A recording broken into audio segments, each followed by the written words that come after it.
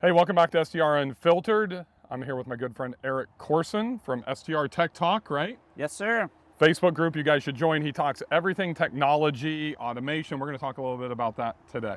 Fun. So, One of my favorite topics. is it? Yes. Awesome. Well, we're out here on beautiful Smith Lake. We're just finishing up one of my mastermind meetings, and let's talk about technology. Great. Where does a newbie start? Like, what's the first 1-2 things they should set up from a tech standpoint? That's a great question, and that's one that we see a lot in various Facebook groups. People always coming on, what's the best this? What's the best that? You know what the fucking problem is with that? They follow the influencer. Right. And a lot of people have signed up for OwnerRez because I use OwnerRez, and they shouldn't. Would you agree with that? I would agree 100%. And my advice is get your feet wet a little bit, start hosting. You could do plenty on the Airbnb or Vrbo platforms themselves without any technology, and really start to develop an understanding of what your needs and your wants specifically would be. So OwnerRez is a great platform, but it is not the most user-friendly. It's robust. It does a lot of things that not everyone needs or wants. You definitely don't need it with one property. Right. Right. So once you kind of understand what you want something to do, you can figure out what platforms meet those needs. I agree with you 1,000%. I think the first thing they need to do is just learn how to sync their calendars between like Vrbo and Airbnb. 100%. And operate for at least 3-4 months. Get at least 10 to 15 bookings so you can get that feel of what you want. And then the interesting thing, I think the next part, like how do you operate? I mean, I'm like 99% on my phone.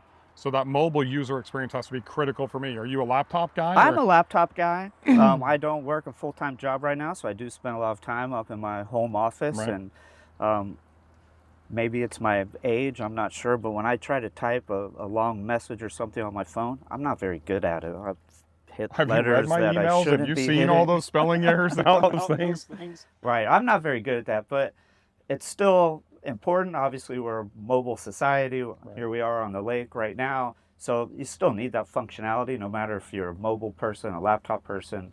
And so obviously that's important for everyone too. You gotta have a good mobile experience. So if I'm new and I'm gonna start for that 3-4 months and just use Airbnb and Vrbo, what do I need to look at next?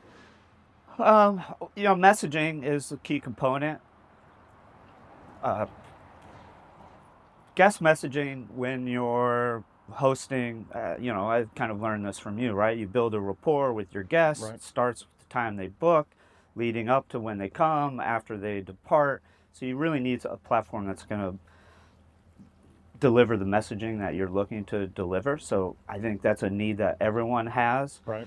And from there, it's, do you want an actual channel manager where you can control your listings from, the platform itself? What are you using as the tech expert? I'm using OwnerRez and Hospitable both. And use Hospitable for the messaging part, Yes. or are you back into OwnerRez? I do use Hospitable for messaging.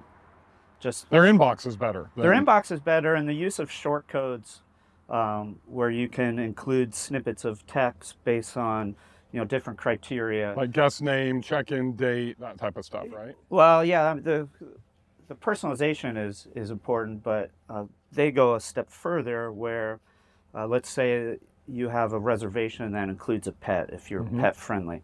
You can insert a short code that's maybe some instructions specific to pets. And so if the reservation meets that criteria, only that text will display for those guests and not the other guests. Think about how much time that saves from Wi-Fi passwords to pets. How do I operate the grill, turn on the sauna?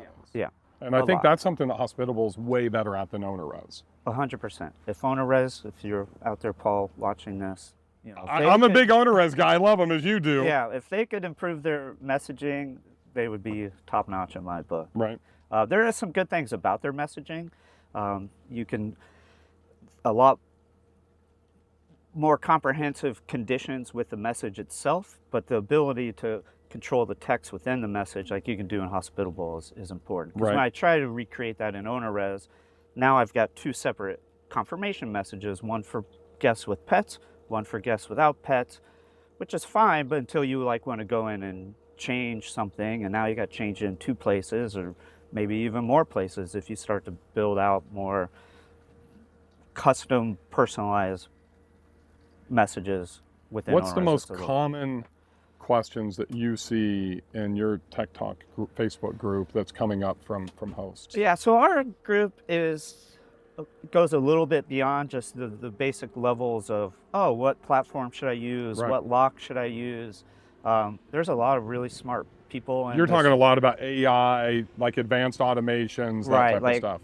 You know, we have so many different platforms and softwares in this industry, and there's so many things that do different things well, and how do you connect them, and how do you find ways to get information from different places into a central location? Like, I build out some custom reporting for myself. The reporting within OwnerRez is good, but it's not great. Right. So I export all of my reservation data into a Google Sheet where I can now slice and dice it. If you ask me, you know, what day of the week do I get all my bookings, you know, I can show you a graph of Monday through Sunday, and just that's going a really important data point to be able to optimize your pricing, just like airlines do, right? Instead of just doing this blanket, not even just blanket pricing, but blanket rule sets within Price Labs or Wheelhouse or whatever. Yeah. So are you using that data for stuff like that?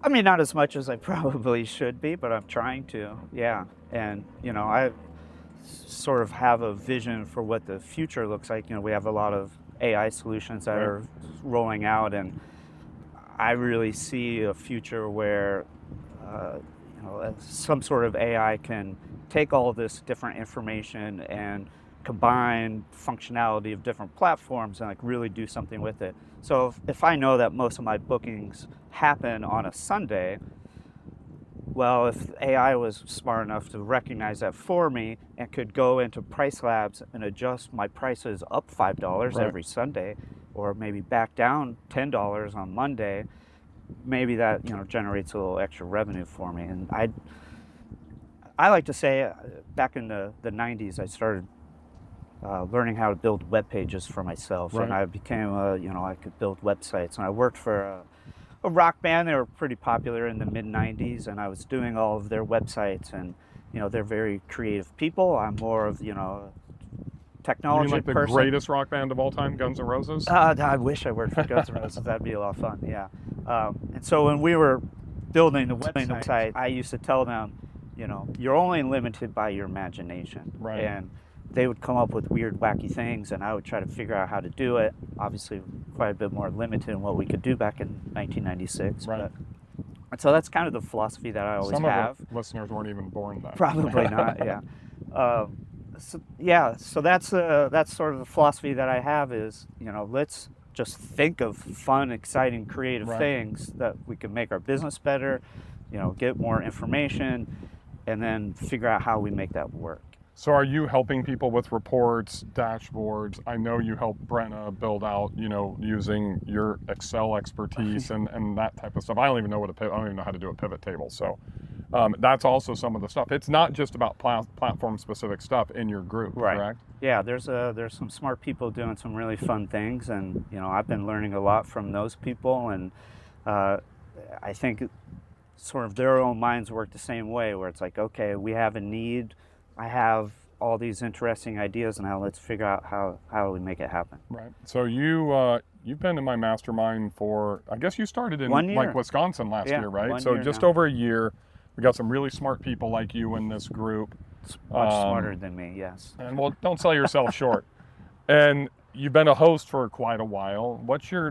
Tying the whole technology thing in, what's your number one piece of advice you would give somebody? And not the beginner this time. I want to talk about, like, a lot of people. Chris tells me that I have this curse of knowledge, and I'm sure you do in a technology side too. A lot of people think they're smarter than they are, and they know things better, whether it's Zapier integrations or, you know, platform to pricing to dashboards. What's the one thing that you would give somebody a piece of advice to be able to improve their hosting capabilities that they probably don't know? Well, I think, you know, the whole reason I'm in your group is find a way to surround yourself with people that are, even if you don't think they're necessarily smarter than you, everyone does something a little different or a little better, and learn from people and be open to learning. And, you know, if you understand your own needs and your own goals of where you are and where you want to go, you know, find people that have done that. whether that's in Facebook groups or in-person groups or conferences. I've been at your conference a couple of times now, and it's like just meeting people, and there's always someone to learn from if you put yourself out there and try to make that happen. Well, and you're doing a really good job. I've never done a podcast and talked about somebody else's Facebook group, but you're doing a great job of fostering and building a tremendous community. Yeah, I mean, it's been great. It's small, I'm not out there trying to get tens of thousands of people in there, and we got still under 1,000 people in the group, but the conversations are always very worthwhile, and someone will talk about something they're doing, and 10 other people are doing something similar but different, and I mean, I'm learning a lot from the people in the group, so it's been a great experience. That's awesome. Well, thank you for putting that together for the community. You guys go to STR Tech Talk. This is my man Erik Courson. Thanks, Bill. You're very welcome. We'll see you guys on the next episode.